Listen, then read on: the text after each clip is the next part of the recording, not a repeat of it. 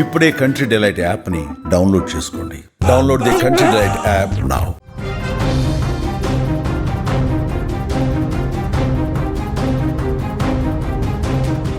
రాష్ట్రంలో మరోసారి పరువు హత్య కలకలం సృష్టించింది. హైదరాబాద్ శివారులోని అమీన్పూర్ ప్రాంతంలో దారుణ ఘటన ఒకటి చోటు చేసుకుంది. బీటెక్ చదువుతున్న సాయి అనే విద్యార్థిని ప్రేమించిన యువతి తల్లిదండ్రులే హత్య చేసినట్లుగా ప్రస్తుతం తెలుస్తోంది. బీటెక్ చదువుతున్న సాయి ఒక యువతిని ప్రేమించడం జరిగింది.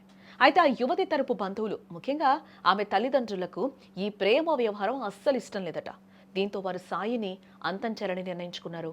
సాయిని హాస్టల్ నుంచి బయటకు తీసుకొచ్చారు యువతి పేరెంట్స్. ఆ తర్వాత సాయిపై విచక్షణరహితంగా దాడికి పాల్పడ్డారు. తీవ్రంగా గాయపడిన విద్యార్థిని వారు అక్కడి నుంచి ఆసుపత్రికి తరలించారు. హాస్పిటల్కు తరలించే సమయానికే సాయి చనిపోయినట్లు కూడా వైద్యులు ధృవీకరించారు. యువతి తల్లిదండ్రులు ప్రేమకు అడ్డు చెప్పి పరువు హత్యకు పాల్పడినట్లుగా కూడా పోలీసులు ప్రస్తుతం అనుమానిస్తూ ఉన్నారు. ఈ ఘటనపై పోలీసులు కేసు నమోదు చేయడం జరిగింది. ఈ పరువు హత్య వెనుక ఉన్న వారి పూర్తి వివరాలు, నిందితులను పట్టుకునేందుకైతే ప్రస్తుతం పోలీసులు దర్యాప్తు అయితే ముమ్మరం చేస్తున్నట్లుగా కూడా తెలుస్తోంది. ఇది నిజంగా చాలా దారుణమైన మరియు విచారకరమైన ఘటనగా మనం చూడాలి.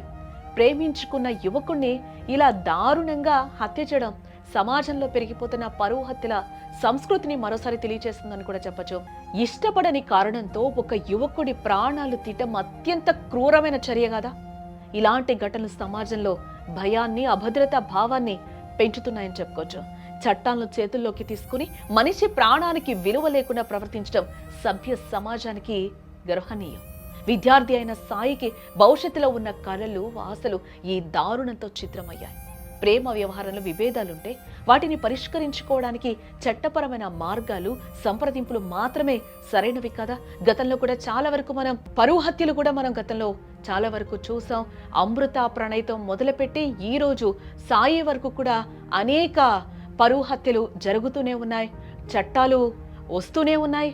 కానీ జనాలు ఇప్పుడు నేను చెప్పినట్టుగా కూడా ఆ చట్టాలని చేతుల్లోకి తీసుకొని వాళ్లే తీర్పులు ఇస్తున్న పరిస్థితులు ఇక్కడ కనిపిస్తున్నాయని చెప్పుకోవచ్చు.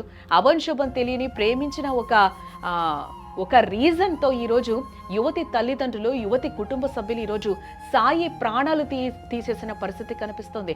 అటు సైడు సాయి పేరెంట్స్ ఏమైపోవాలి, ఒకగానొక కొడుకైనా సాయిలో ఎన్ని ఊహించుకొని ఉంటారు ఆ పేరెంట్స్ అందరూ కూడా. నా కొడుకు రేపు భవిష్యత్తు ఉన్నవాడు అని కూడా వాళ్ళు కూడా కలలు కంటారు.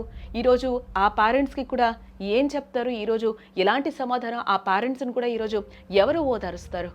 జనాల్లో ఎక్కడా కూడా ప్రజల్లో ఎటువంటి మార్పు రావట్లేదు. టెక్నాలజీ ఎంత అతివేగంగా పెరుగుతుందో దాన్ని బట్టి మనం మారాల్సిన సిచ్యువేషన్లో కూడా మారని పరిస్థితుల్లో ఒక మనిషి ప్రాణం తీయడం అనేది అంత ఈజీ విషయమా? ఈరోజు సాయి ప్రాణం తీసేశారు. దీనికి ఎవరు జవాబు చెప్పే పరిస్థితి కనిపిస్తుంది. ఒక యువతిని ప్రేమించినందుకు కుటుంబ సభ్యులకి తెలుసు, ఇష్టం లేదు సాయి ప్రేమించడం. ఆ నేపథ్యంలోనే ఆ అబ్బాయిని పిలిచి మాట్లాడొచ్చు, కూర్చొని వాళ్ళ సాయి పేరెంట్స్తో కూడా మాట్లాడిన సిచ్యువేషన్ ఉంది. బట్ ఇక్కడ మీరేం చేశారు? సాయి ప్రాణాన్ని తీసేశారు. కొట్టి కొట్టి కొట్టి కొట్టి చంపేస్తారు. ఈరోజు ఆ తల్లిదండ్రుల కడుపు కోత ఎవరు తీరుస్తారు? ఆ తల్లి బాధ ఎవరు తీరుస్తారు? ఆ తండ్రి బాధ ఎవరు తీరుస్తారు?